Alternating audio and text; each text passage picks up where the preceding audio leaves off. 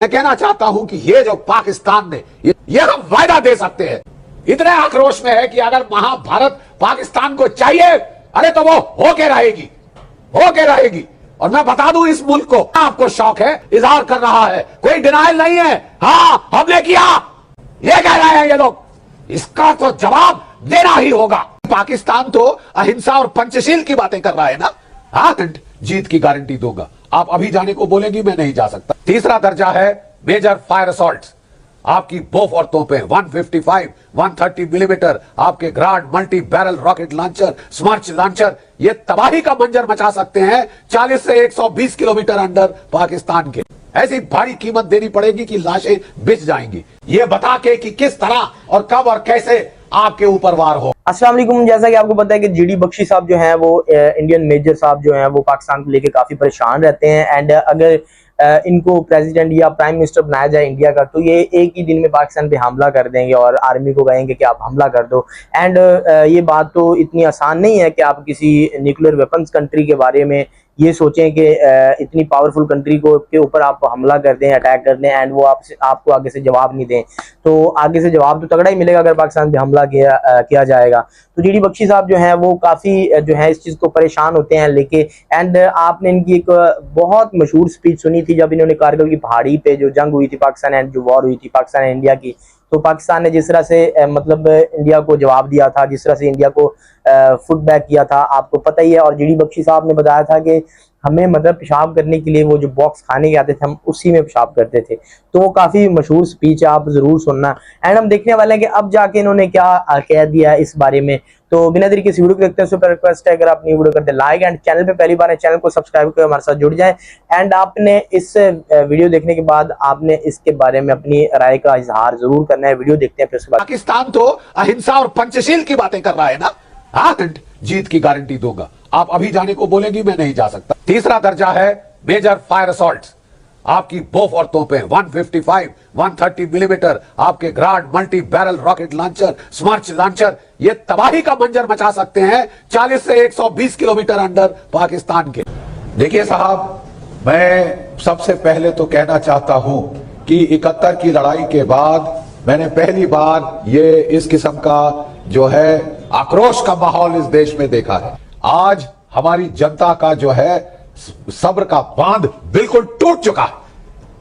कोई सब्र की हद होती है, कोई इम्तिहान की भी आपकी हद होती है कि कहां तक हमारा पेशेंस टेस्ट किया जाएगा। मैं कहना चाहता हूं कि ये जो पाकिस्तान ने ये हम वायदा दे सकते हैं, क्योंकि अब इस देश की पूरी जनता इतने आक्रोश में है कि अगर महाभारत पाकिस्तान को चाहिए, अरे तो वो होके रहेगी। और मैं बता दूं इस मुल्क को, आपको शौक है, इजहार कर रहा है, कोई डिनाइल नहीं है। हाँ हमने किया, ये कह रहे हैं ये लोग, इसका तो जवाब देना ही होगा। ये थूका हम आज देश यही तो इस मामले की मेरे जो हाथ के ट्रेन किए हुए हैं, वो मुझे बड़ी खुशी है आज कि वो ऊंचे ऊंचे दर्जों पे ओहदों पे हैं। आज बड़ा भारी जिम्मेवारी का भार उनके कंधों पे है। मैं पाकिस्तान की मदद नहीं करना चाहता, ये बता के कि किस तरह और कब और कैसे आपके ऊपर वार होगा। ये पाकिस्तान को स्ट्यू करना पड़ेगा अपने जूस में थोड़ी देर। आपने हिमाकत की वो है, लेकिन मैं आपको एक सैनिक विशेषज्ञ की हैसियत से, जिसने काफी लड़ाई देखी है, ना सिर्फ मैं कारगिल में लड़ा हूं, मैं किश्तवाड़ में लड़ा हूं जहां मुझे सेना मेडल दिया गया था, मैं रजौरी पुंछ में लड़ा हूं, जो लड़ाई का मैदान था इस देश में वहां लड़ चुका हूं। मैं पंजाब में भी आतंकवाद के साथ जूझ चुका हूं। तो मैं कुछ तजुर्बे से कह रहा हूं। देखिए, भारतवर्ष की सशस्त्र सेनाओं के पास आज के दिन there is a whole range of options, हजारों ऑप्शंस है हमारे पास। और ये काउंटडाउन का मीटर एजेंसी प्लान्स हैं। आप फिक्र ना करिए, ज्यादा देशवासियों को अब फिक्र करने की जरूरत नहीं है।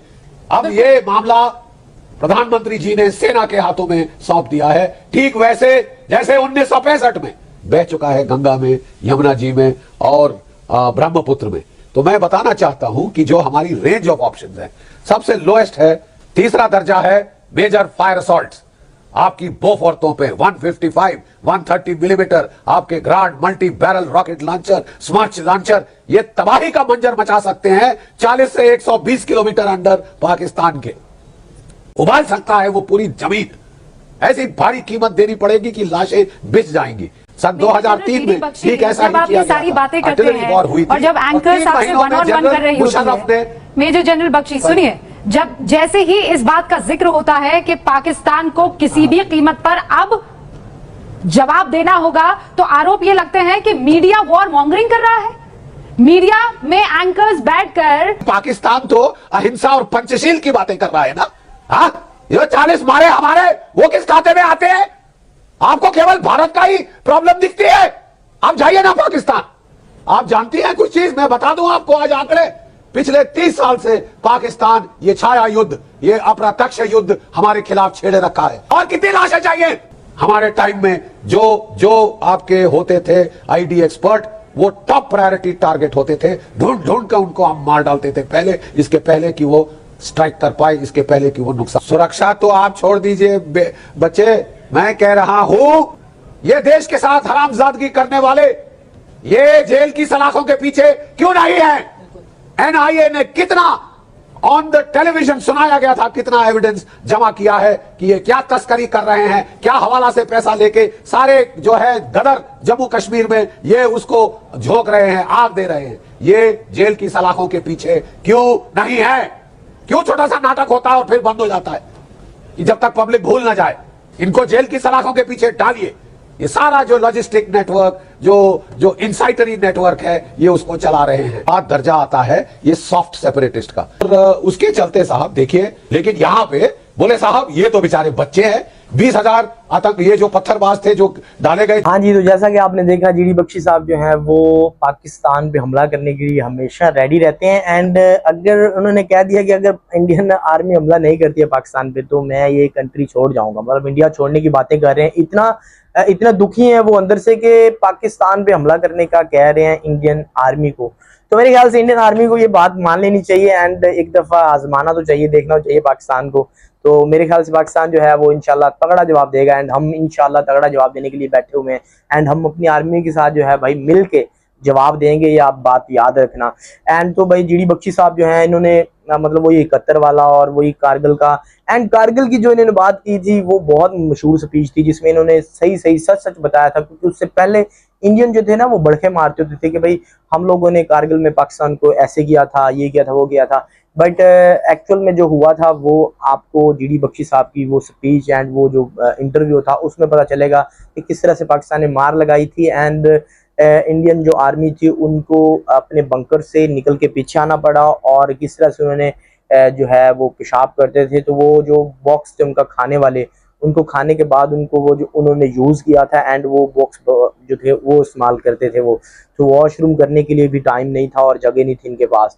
तो जीडी बख्शी साहब जो हैं अगर इनको प्राइम मिनिस्टर बना दिया जाए या इनको प्रेसिडेंट बना दिया जाए तो ये पाकिस्तान पे 100% मतलब 110% ये पाकिस्तान पे हमला करने की कोशिश करेंगे, क्योंकि इनका मेरे ख्याल से इनको तो सिर्फ यही बिठाया जाता है ना कि आप बातें करें पाकिस्तान के बारे में या तो पाकिस्तान को उकसाएं कि पाकिस्तान हम पे हमला करे। तो ऐसा हो नहीं सकता, हम एक जिम्मेदार कंट्री हैं एंड जिम्मेदार जो हैं रियासत हैं, हम लोग तो ऐसा नहीं करेंगे। बट ये है कि अगर ये करते हैं तो फिर उसका जवाब तो फिर जाहिर है हम अपना हक रखते हैं जवाब देने का। तो आपको कैसी लगी वीडियो एंड आपने कमेंट करके जरूर बताना। वीडियो अच्छी लगी है वीडियो करते लाइक एंड चैनल पे पहली बार है चैनल को सब्सक्राइब करके हमारे साथ जुड़ जाए। नेक्स्ट वीडियो मिलती है, इजाजत जी, अल्लाह हाफिज़।